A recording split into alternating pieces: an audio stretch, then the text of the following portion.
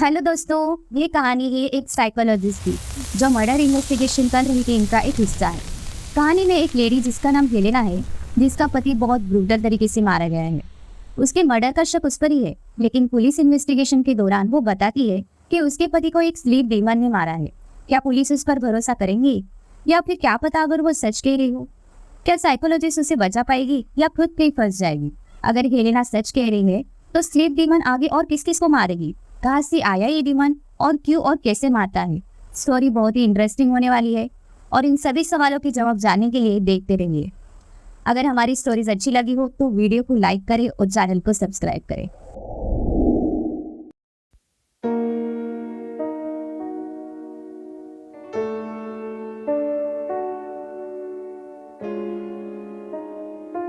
कहानी शुरू होती है एक छोटी बच्ची से जिसका नाम सोफी है।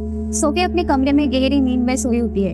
अचानक कुछ आवाज सुनकर वो जाग जाती है। वो थोड़ा घबरा जाती है। डरते हुए वो अपने माँ को आवाज देती है। वो अपने माँ पापा के कमरे की तरफ जाती है और उसे उसके माँ के चिल्लाने की आवाज सुनाई देती है। जैसे ही वो दरवाजे में लगी हुए हैंडल को खोलने जाती है, उसकी माँ बाहर आकर उसे गले लगा लेती है। सोफी को वो कहती है, वहाँ मत देखो, प्लीज अपनी आंखें बंद करो, वहाँ मत देखो। सोफी अपने पापा की लाश देखकर जोर से चिल्लाती है। काफी बुरी हालत में उसके हस्बैंड की लाश बेड पर पड़ी हुई थी। तो सीन शिफ्ट होता है सुबह, जहाँ पुलिस क्राइम सीन पर आती है। पुलिस मिस्टर फुलेर को बताता है हेलेना ने उसके हस्बैंड मैथ्यू का मर्डर किया है। मिस्टर फुलेर क्राइम सीन की कुछ फोटोज निकालती है और सोफी से बात करती है। सोफी से वो पूछती है कि उसके डैडी को किसने मारा होगा। तो सोफी नाम लेती है मारा, जिसके बारे में हम आगे जानेंगे। आगे पुलिस इन्वेस्टिगेशन में हेलेना बताती है कि कुछ दिन पहले की बात है, मैथ्यू गिल्ट में था और उसने कन्फेस किया कि उसने हेलेना को चीट किया है। हेलेना और उसकी शादी को 10 साल से ज्यादा हो चुके थे। हेलेना ये सुनकर टूट चुकी थी और इसीलिए हेलेना अपने हस्बैंड मैथ्यू से डिवोर्स लेना चाहती थी। आगे पुलिस पूछती है कि पिछली रात उसके साथ क्या हुआ था। तो हेलेना बताती है, हम सोए हुए थे, मैंने फील किया कि कोई मुझे बेड के अंदर पूछ रहा था और मैंने उस मारा को देखा। वो उसे स्लीप डीमन कहती है, यानी कि नींद वाला राक्षस। उसने मेरे हस्बैंड की छाती पर चढ़कर उसे मार डाला और मैं कुछ भी नहीं कर पाई। लेकिन पुलिस को लगता है कि वो कोई कहानी बना रही है, क्योंकि उनकी शादी को 10 साल हो गए थे और उसे मैथ्यू ने चीट भी करने की बात करी थी। वो परेशान हो गई और शायद उसी ने मार डाला होगा। आगे से शिफ्ट होता है और हम देखते हैं रात में मिस्टर फुलेर अपने बेडरूम में सो रहे थे और उन्होंने भी स्लीप डीमन को फील किया। दोस्तों, एक रियल लाइफ स्लीप पैरालिसिस की तरह है। हम सोए होते हैं, आंखें खुलती है, हम फ्रीज हो जाते हैं, फिर हम डीमन को देखते हैं और कोई मूवमेंट भी नहीं कर सकते। शायद किसी ने फील किया हो। अगर कोई इसे रिलेट कर पाया हो तो कमेंट में अपना स्लीप पैरालिसिस एक्सपीरियंस शेयर करें। फिर आगे हम देखते हैं कि इस वजह से मिस्टर फुलेर की नींद टूटती है और वो फिर सो नहीं पाती। वो सोफी ने बनाई हुई ड्राइंग को देखती है। उस पेपर को वो पलट लेती है और वहाँ उसे एक लीड मिलती है। वहाँ कोई एड्रेस है और ताकाहाशी नोस मोर लिखा हुआ है। खैर, तो डॉक्टर फुलेर मिस्टर ताकाहाशी को ढूंढने निकल पड़ती है। तो वहाँ पहुंचकर हम देखते हैं कि घर एकदम सुनसान पड़ा है और उन्हें यहाँ एक भयानक लाश मिलती है। हम जान पाते हैं कि मिस्टर ताकाहाशी भी मारे गए। आगे हम देखते हैं कि डॉक्टर फुलेर हेलेना से मिलने आती है। हमें पता चलता है कि मैथ्यूज को अच्छी नींद नहीं आती थी। उसकी हेल्प करने के लिए डॉक्टर एलिस को ढूंढा, जो कि ऐसे लोगों के लिए सपोर्ट ग्रुप चलाता है। हेलेना आगे बताती है कि मैथ्यूज का वहाँ से सच में हेल्प मिल गई थी, पर जब उस रात वो सो रहा था उसे स्लीप पैरालिसिस हुआ और उस डीमन ने मैथ्यूज को मार्क कर दिया। आंखों में रेड मार्क आ गया था और उसने उसे देख लिया। वो अपनी आंख दिखाते हुए कहती है, इस बार मुझे मार्क किया गया है, अगर उसे यहाँ से बाहर नहीं निकाला तो वो भी मारी जाएगी। आगे हम देखते हैं डॉक्टर फुलेर डॉक्टर एलिस के सेशन में जाती है। वहाँ पर सभी सफर कर रहे थे और डॉक्टर एलिस उनकी हेल्प के लिए सेशन देते हैं। डॉक्टर एलिस के बिहेवियर से हमें पता लगता है कि डॉक्टर एलिस शायद इस डीमन में विश्वास नहीं करता और सभी से उनका एक्सपीरियंस शेयर करने के लिए बोलते हैं। सभी लोग बताते हैं कि वो किसी ओल्ड वुमन को देखते हैं जो कि शैतान की भेजी हुई डीमन है, मारा। वहाँ बैठा हुआ एक बंदा जिसका नाम सॉल था, वो अपनी स्टोरी बताता है कि अब उसे वो जागते हुए भी देख रहा है। तो डग नाम का आदमी उसे बताता है कि तुम अब फाइनल स्टेज में हो और तुम्हें वो कभी भी मार सकती है, तो तुम बिल्कुल सोना नहीं। If you sleep you will die. ये सब सुनकर डॉक्टर फुलेर वहाँ से चली जाती है। डॉक्टर फुलेर जब सोने जाती है तो वो भी उस डीमन को यानी मारा को एक्सपीरियंस कर पाती है और फिर खबर आती है कि सोल मारा गया। जाहिर था कि इसका शक डग पर ही जाने वाला था, क्योंकि मारे हुए 3 लोगों को वो जानता था। पुलिस उसे पूछताछ के लिए बुलाते हैं। डग बताता है कि वो मिस्टर ताकाहाशी से मिला था, तो पहले उसने भी ताकाहाशी पर विश्वास नहीं किया। ताकाहाशी मारा गया और वो डीमन उसने भी देखी। मैथ्यूज पहले से मार्क था, उसे भी डग ने वार्न किया था कि वो ना सोए, पर उसने सुना नहीं, तो उसे बचाना मुश्किल था। सो हमें पता चलता है कि डीमन पहले मार्क करता है और बाद में ब्रूटली मर्डर कर देता है। और डक भी मार्क हो गया है। कोई सबूत ना होने के कारण वो डक को छोड़ देते हैं। और हेलेना भी अब जेल से छूटने वाली थी। डॉक्टर फुलेर उसे लेने जाती है, तभी उसके कमरे में उसकी लाश मिलती है। बेचारी डॉक्टर फुलेर गिल्ट में चली जाती है और सीन शिफ्ट होता है डॉक्टर फुलेर के घर पर। डॉक्टर फुलेर अपनी बाथटब में नहा रही थी और उसे भी अब वो नाइटमेयर आने लगा था। हम देख पाते हैं कि डॉक्टर फुलेर को वो डीमन दिखती है।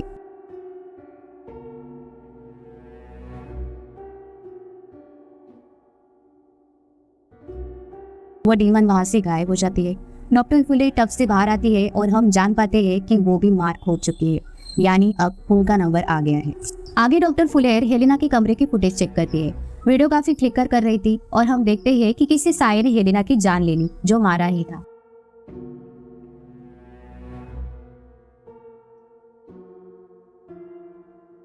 डॉक्टर फुलेर अब परेशान हो जाती है। यहाँ से हमें कई रात जाने को मिलेंगे, सो ध्यान से सुनिए। सच्चाई जानने के लिए डॉक्टर फुलेर डब से जा मिलती है। डब डॉक्टर को बताता है कि मारा सिर्फ हमें ही नहीं दिखा है, इसे कई देशों में अलग अलग नाम से जानते हैं और यहाँ उसे कहते हैं मारा। वो हर जगह एग्जिस्ट करती है। मेडिवल लिटरेचर में, चाइनीज बुक ऑफ ड्रीम्स में, यहाँ तक कि first case of recorded evidence हमें 400 BC में मिलता है। उसने कई सारी जानें ली, जैसे कि 1977 में 100 हैमॉन्ग रेफ्यूजीज नींद में ही मर गए। उन्होंने एक्सपीरियंस किया था कि कोई इविल प्रेजेंस उनकी छाती को क्रश कर रहा था। 1983 में थाईलैंड में 230 लोग मरे हुए मिले, जब वो नींद में थे और इनका एक्सप्लेनेशन भी किसी के पास नहीं था, और अब वो यहाँ है। डॉक्टर उसे पूछती है कि उसने कुछ ही लोगों की जान क्यों ली, जबकि उसे देखा तो लाखों लोगों ने था। तो डॉक्टर कहता है कि यहाँ एक पैटर्न है कि वो हर बार क्लस्टर्स में मारते हैं, यानी कि ग्रुप्स में, जहाँ लोग एक दूसरे से कोई जुड़ाव रखते हो, और तब जब हर बार कोई ना कोई ट्रेजेडी या बड़ी घटना घटी हो। ये ऐसा है कि मारा गई स्पिरिट वर्ल्ड में रहती है, और जब ऐसी घटनाएं यहाँ हमारे वर्ल्ड में होती है तो कोई ट्रेजेडी उसे हमारे वर्ल्ड में खींच लाती है। डॉक्टर अभी इस चीज पर भरोसा करने को तैयार नहीं थी। वो पूछती है कि इस बार तो कोई ट्रेजेडी नहीं हुई, तो उस पर डक कहता है कि शायद हमसे कुछ मिस हो रहा है। डक कहता है तुम सेकेंड स्टेज में हो, तुम्हें अब मुझ पर भरोसा करना पड़ेगा। उस पर डॉक्टर पूछती है कि स्टेज 2? तो डक कहता है कि देखो, वो स्टेज में आती है। स्टेज 1 में जब उसे लाखों लोग देख पाते हैं, पर कुछ लोगों को कोई इफेक्ट नहीं होता, और उन जैसे अनलकी लोग वो स्टेज 2 में जाते हैं। हम समझ पाते हैं कि डक को स्टेज 1 से स्टेज 2 जाने का एग्जैक्ट रीजन नहीं पता चला, पर वो आगे बताता है स्टेज 2 में आंखों में लाल मार्क करती है। स्टेज 3 में फिजिकल कांटेक्ट, यानी कि वो आएगी, अपने छाती पर बैठकर गला पकड़ लेगी। देन स्टेज 4 में वो तुम्हारी दुनिया में आ जाती है, मतलब अब तुम जाग रहे हो तब भी वो तुम्हें दिखाई देगी, और अगर इसके बाद तुम सोए तो तुम्हारा काम खत्म। इस पर डॉक्टर पूछती है कि तुम अब तक जिंदा कैसे बचे हो? तो वो कहता है मैंने एक चीज क्रैक की है, मैं सिर्फ 20 मिनट सोता हूँ, उससे ज्यादा 1 मिनट भी नहीं। मारा तभी आती है जब हम गहरी नींद में होते हैं, वो तभी हमारी वर्ल्ड में एंटर कर पाती है। डक कहता है तुम्हें अब जो लिंक मिसिंग है वो ढूंढनी है, नहीं तो हम सब मारे जाएंगे। वो सारी बातें डॉक्टर एलिस को बताती है, पर एलिस हर रीजन के पीछे एक साइंटिफिक फैक्ट बता देता है।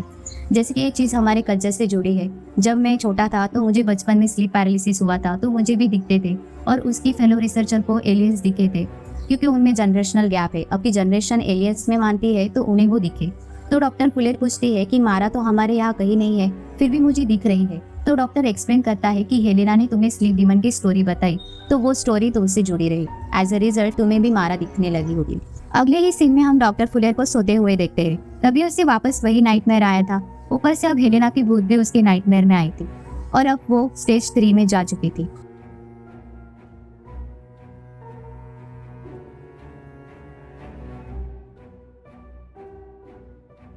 अगले सीन में वो सोफी की हालत पूछने के लिए उसकी ग्रैंडपा को कॉल करती है।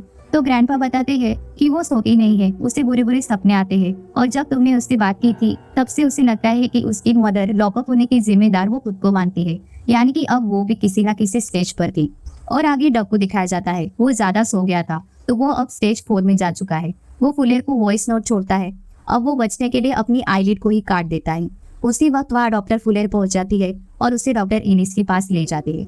वहाँ डग उसे बताता है कि जब वॉर हो रहा था तब उसने एक माँ और उसकी बच्ची को मार दिया था, तो इस ट्रेजेडी की वजह से वो आई होगी।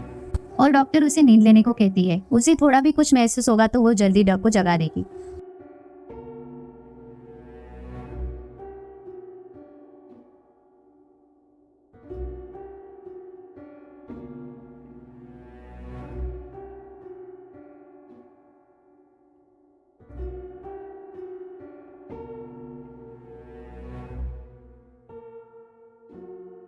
वो सो जाता है, सब ठीक से चल रहा होता है, तभी मारा आकर डग को खत्म कर देती है और डॉक्टर फुले का गला भी पकड़ लेती है। मतलब अब वो स्टेज 4 में जा चुकी है।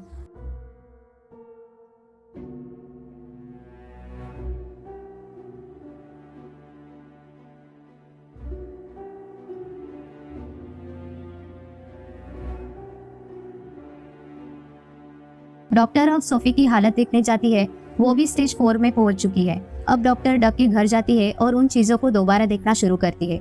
इंटरेस्टिंगली अब उसे समझ आ रहा था कि जब मैथ्यूज मारा गया तब हेलेना खुद को ब्लेम कर रही थी और डॉक्टर खुद को हेलेना की डेथ के लिए जिम्मेदार मानती है। सोल ने उसके मदर का मर्डर किया था। मैथ्यूज गिल्टी था उसके अफेयर के लिए। डग जब वॉर में था तो वो 2 लोगों की मौत की वजह से खुद को दोषी मानता था। अब बस बचा था मिस्टर ताकाहाशी।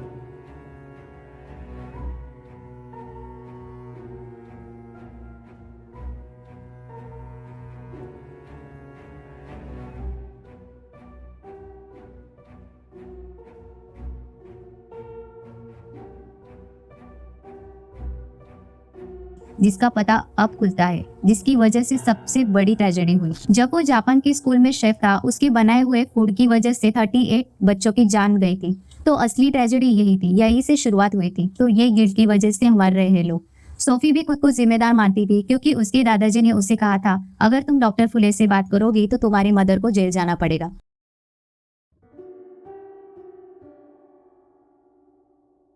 वो जैसे जैसे सोफी को बचाने भागती है, वो देखती है कि मारा उसे मारने आई है।